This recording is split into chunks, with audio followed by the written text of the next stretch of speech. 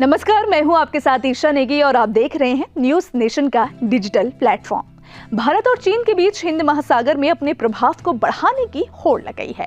अब इसी कड़ी में चीन के सिल्क रूट को टक्कर देने के लिए भारत ने स्पाइस रूट यानी मसाला मार्ग तैयार कर रहा है। भारत के इस जबरदस्त प्लान में इजराइल, ओमान, दुबई और अबू धाबी का साथ उनको मिल रहा है। इस वीडियो में आपको बताएंगे कि ये भारत का कितना बड़ा दाव है जो चीन को भारी पड़ सकता है।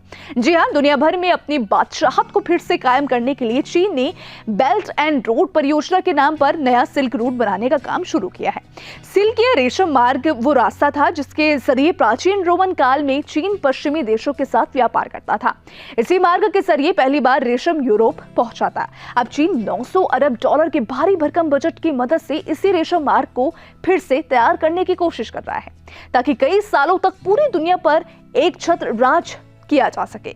इसके लिए चीन पानी की तरह पैसा बहा रहा है और भारत के करीबी देशों श्रीलंका, पाकिस्तान, कंबोडिया जैसे देशों को अपने कर्ज जाल में फंसा चुका है। सिल्क रूट के जरिए चीन की ओर से हो रही इस घेरेबंदी का करारा जवाब देने के लिए भारत ने भी अपने प्राचीन हथियार में फिर से धार देना शुरू कर दिया है। भारत प्राचीन समय में प्रचलित मसाला रूट को फिर से गति दे रहा है। तो आइए जानते हैं कि क्या है भारत का प्लान और क्यों हो रही है उसकी तारीफ। भारत में नीदरलैंड के राजदूत रह चुके फोन्स स्टॉलिंगा ने सोमवार को एक ट्वीट करके अडानी ग्रुप के इजराइल के हाइफा बंदरगाह को खरीदने के कदम की जमकर तारीफ की। उन्होंने कहा कि भारत अपना खुद का नया सिल्क रूट, जिसे अब नया स्पाइस रूट कहिए, इजराइल, दुबई और अबू धाबी के सहयोग से बना रहा है। अडानी पोर्ट ने जो इजराइल के हाइफा बंदरगाह का अधिग्रहण किया है वो बहुत ही महत्वपूर्ण है। ये बहुत चालाकी से उठाया गया कदम है। भारत के इस कदम की यूं ही तारीफ नहीं हो रही है, इसकी बड़ी वजह भी है। भारत में सबसे बड़े निजी बंदरगाह मुद्रा को संचालित करने वाले अडानी ग्रुप ने पिछले दिनों इजराइल के दूसरे सबसे बड़े बंदरगाह हाइफा का 1.18 अरब डॉलर में अधिग्रहण किया है। अडानी ग्रुप ने कहा है कि इस बंदरगाह की मदद से हम यूरोप के बंदरगाह क्षेत्र में अपनी पकड़ को मजबूत कर सकेंगे। इसमें पश्चिम एशिया का विशाल बाजार भी शामिल है।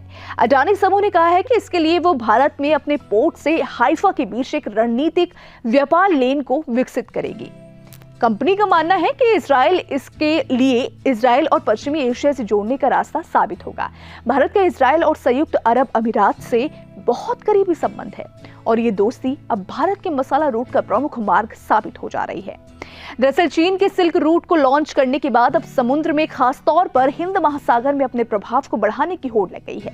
भारत चीन के सिल्क रूट को टक्कर देने के लिए प्राचीन मसाला मार्ग पर अब दांव लगा रहा है। यही वजह है कि भारत ओमान के साथ अपनी दोस्ती को मजबूत कर रहा है, जो मसाला मार्ग का प्रमुख पड़ाव था। भारत के केरल राज्य से मसाले ओमान के मस्कट तक जाते थे। भारत से मसाला खरीदकर अरब व्यापारियों ने भी जमकर पैसा कमाया था। रोमन साम्राज्य भी भारत से मसाले आयात करता था। केरल से मसालों का निर्यात 600 ईसा पूर्व तक पुराना है। यूरोपीय उपनिवेशवादी ताकतों के आने तक अरब व्यापारियों को मसालों के कारोबार पर दबदबा बना रहा था।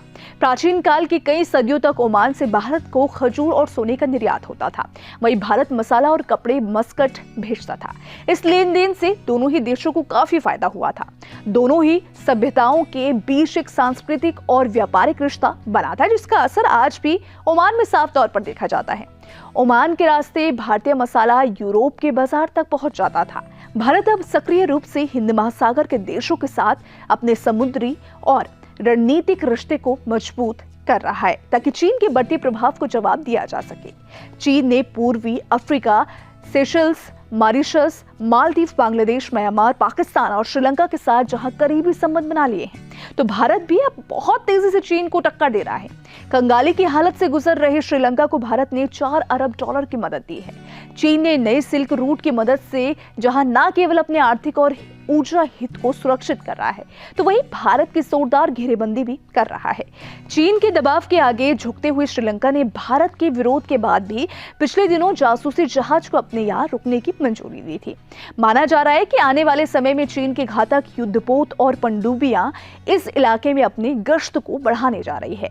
इसी खतरे को देखते हुए भारत ने प्रोजेक्ट मौसम शुरू किया है। भारत अब खाड़ी देशों के साथ अपने व्यापारिक रिश्तों को नई ऊंचाई दे रहा है, जहां लाखों की तादाद में भारतीय समुदाय के लोग रहते हैं। ये भारतीय कामगार अरबों डॉलर की विदेशी मुद्रा कर हासिल भारत भेजते हैं। भारत अब खाड़ी देशों के साथ अपने व्यापारिक रिश्ते को और नई ऊंचाइयां दे रहा है, जहां लाखों की तादाद में भारतीय समुदाय के लोग रहते हैं। ये भारतीय कामगार अरबों डॉलर की विदेशी मुद्रा हर साल भारत भेजते हैं। केवल ओमान में भी 7 लाख से ज्यादा भारतीय समुदाय के लोग रहते हैं और भारत ओमान के साथ अपने सैन्य रिश्ते को भी मजबूत कर रहा है। फिलहाल इस वीडियो में इतना ही। अगर आपको हमारे वीडियो पसंद आए हो तो वीडियो को लाइक, शेयर करना और हमारे चैनल न्यूज़ नेशन को सब्सक्राइब करना मत भूलिएगा। विस्तृत खबरों की अगर आपको जानकारी चाहिए तो आप हमारी वेबसाइट newsnationtv.com पर भी विजिट कर सकते हैं।